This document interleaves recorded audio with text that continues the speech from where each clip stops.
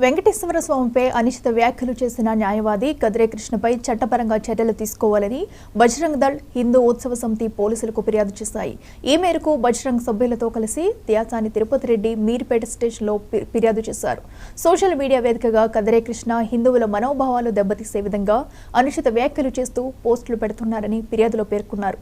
తన గుర్తింపు కోసం ఇతర మతస్థుల మనోభావాలను దెబ్బతీసేలా వ్యవహరిస్తున్న కదిరే వ్యాఖ్యలపై మండిపడ్డారు.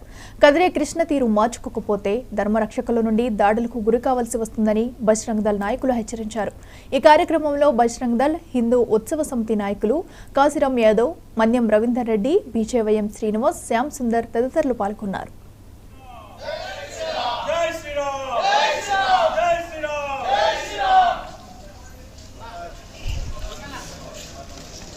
హిందూ దేవి దేవతలను విమర్శిస్తూ హిందూ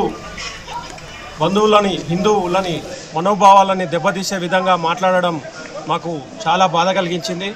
కదిరి కృష్ణకు ఈ మీడియా పరంగా ఒకటే ఒక వార్నింగ్ ఇస్తున్నాం. ఇంకోసారి ఇలాంటి వ్యాఖ్యలు చేస్తే మిమ్మల్ని ఏడ కనిపించినా ఉరికిచ్చి కొడతాము.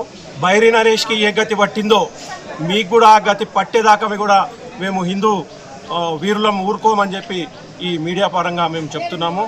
కాబట్టి ఒళ్ళు దగ్గర పెట్టుకొని మాట్లాడాల్సిందిగా కదిరి కృష్ణకి చెప్తున్నాము.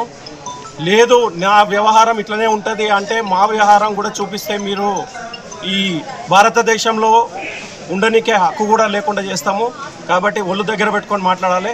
ఒళ్ళు దగ్గర పెట్టుకొని మా హిందూ మనోభావాలని దెబ్బతీసే విధంగా కదిరి కృష్ణనే కాదు ఏ ఒక్క వ్యక్తి అయినా హిందువుల మనోభావాలను దెబ్బతీసే విధంగా దేవి దేవతల మీద అనుచిత వ్యాఖ్యలు చేస్తే మాత్రం ఊరుకునే ప్రసక్తి లేదని ఈ మీడియా పరంగా తెలియజేస్తున్నాము.